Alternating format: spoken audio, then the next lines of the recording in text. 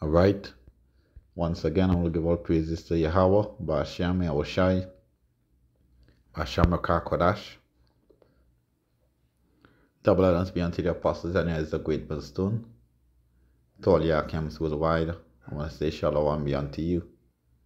This is the word from the GMS camp. Just been out a quick edification through the spirits and the power of the Most High, Ba'ashem Yeshai. And my topic is entitled, A Dress is for a Woman. A dress is for a woman.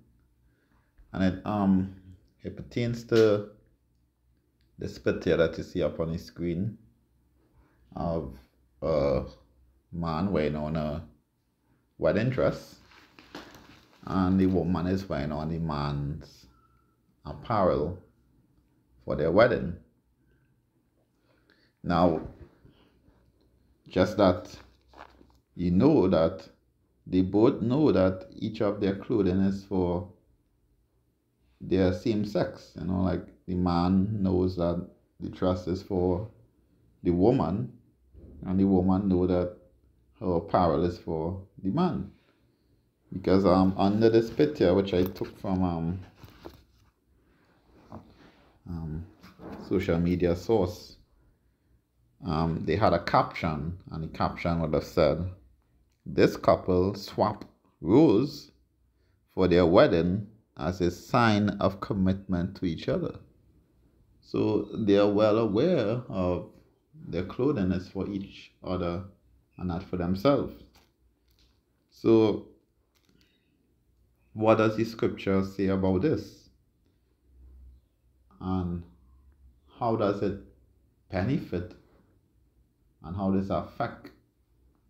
Now, there is no benefit in doing this, because this is really abominable in the sight of the Most High Ba'ashem Yeshai. But let's get into the scripture. It says in Deuteronomy chapter 22 and verse 5, it says, "The woman shall not wear that which pertaineth to a man, neither shall a man put on a woman's garment, for all that do so are abomination unto the Lord our Ba'ashem Yeshai power." And it's an abomination act. It's an act of confusion. It's something that shouldn't be done, because then you may be confusing the little ones that is growing up. And we know that Esau, the so-called white man, from the beginning of time to now, he has been practicing his wickedness, and he currently has the world in a state of confusion, where if you express yourself to be a straight person, you're shunned down at. And if you express yourself to be a person of liking the same sex, you're not supposed to be shunned down at, but you should be accepted. So it's changing around the normal values of a family, the basic understanding of a man is for a man and a woman is for a woman. A woman garment is not supposed to go onto a man, and a man garment not supposed to go onto a woman. So he's changing it day by day, and he's introducing new laws to make it difficult for persons to talk about this as being wrong. And he's making it difficult in terms of spreading the word online, or spreading the word via these other outlets, by flagging them and tagging them and blocking them. So he's doing a terrific work to ensure that his agenda is being pushed upon the people, and just exercising that slavery all over again. So when you go to 1 Timothy chapter 2 and verse 9,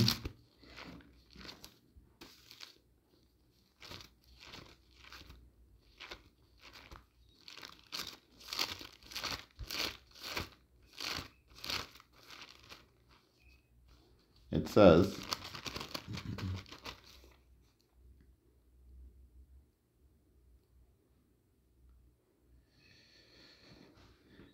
In the like manner also that women adorn themselves in modest apparel, with shamefacedness and sobriety, not with braided hair or gold or pearls or costly array, but which becometh woman prophesying godliness with good works. Let the woman learn in silence with all subjection. But I suffer not a woman to teach, nor to usurp authority over the man, but to be in silence. For Adam was first formed, then Eve, and Adam was not deceived, but the woman being deceived was in the transgression. Notwithstanding, she shall be saved through childbearing, as they continue in faith and charity and holiness with sobriety. Now, I can guarantee you that this was the woman's idea. I'm not sure, but I can be more sure than wrong that this was the woman's idea and the man just went along with it. But overall, a woman should be dressed in modest apparel, shouldn't be having on a man's clothes. As well, the man is the head of the home. And being the head of the home, you should make a decision to say, well, my wife, my love, whatever you want to refer to. I don't think this is beneficial to the both of us. I think if we're going to get married, that's a matter of fact, to reach into marriage is even deeper than this custom that you've seen here, because this is a custom of Rome, where the man and the woman wear on these apparels and go in front of a pastor and make vows. This is nothing to do with Israel. According to Israel's teaching and teaching of the Bible, teaching of the Musa Bashimishai, sex is marriage. Now, if there is a feast to celebrate afterwards, you can understand it. But this custom with the rings being placed on the finger, it is even reaching as far now as there's no longer exchanging of ring only, but exchanging of clothing. So it's just getting more wickeder and wickeder as the time goes by. So Romans chapter 12 and verse 1 to 2, it says, I beseech you therefore, brethren, by the mercies of power, that you present your bodies a living sacrifice, wholly acceptable unto power, which is your reasonable service. And be not conformed to this world, but be transformed by the renewing of your minds, that ye may prove what is good and acceptable and perfect will of power. So, we're not supposed to be being conformed to this world. I mean, 2/3 of our people, they are already destined or predestinated to be destroyed, along with the wicked of Israel. Well, those 2/3 are going to be destroyed over there in Babylon. But more and more, you Negroes, Latinos, and Natives who mainly make up the house of Israel, it's not about the color of the skin, but it's about the spirit. But the children of Israel was given the laws and commandments of the Most High so that they can go about and keep it. But you Israelites just keep getting worse, waxing worse and worse in your everyday. Even the man, as you can see here, yes, he may have his beard, which is good. But then his hair is against the scriptures as well. His fading is against the scriptures as well. So everything about this marriage is just abomination, it's abominable. Romans chapter 1 and verse 26, it says, For this cause power gave them up unto vile affections, for even their woman did change her natural use into that which is against nature. And likewise also the men, leaving the natural use of the woman, burnt in their lust one towards another, men with men, working that which is unseemly, and receiving in themselves that recompense of their error which was meet. And even as they did not like to retain power in their knowledge, power gave them over to a reprobate mind to do those things that are not convenient, being filled with all unrighteousness, fornication, wickedness, covetousness, maliciousness, full of envy, murder, debate, deceit, malignity, whisperers, backbiters, haters of power, despiseful, proud, boasters, inventors of evil things, disobedient to parents, without understanding, covenant breakers, without natural affection, implacable, unmerciful, who knowing the judgment of power, that they which commit such things are worthy of death, not only do the same, but have pleasure in them that do them. Yes, so is the Most High Hashem will have you all in this confusion doing this. So, you enjoy it now, but there's always a sowing time and a reaping time.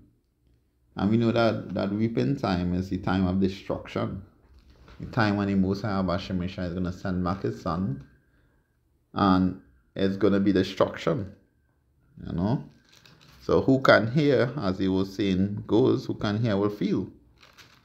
1 Corinthians chapter 11 and verse 3, it says, "But I would have you know that the head of every man is Mashiach, and the head of the woman is a man, and the head of Mashiach is Power Yahweh Hashem Shai." So with that being said, you should be the man of the house. You should be the man to lay down the rules. I mean, you're not going to be a lion in a ticket in your house, but you're going to use wisdom in governing your house and in allowing Eve to persuade you to make these decisions. It just goes to show that our men are no longer men. Our men are no longer manly. And the scripture said as well that being effeminate or having an effeminate character is a sin unto the Most High Hashem Shai. You should be men and present yourself as men. So, we wish to no longer see these things in Israel. We wish to see a change in where men become men all over again and do manly things. So I hope this was edifying to you.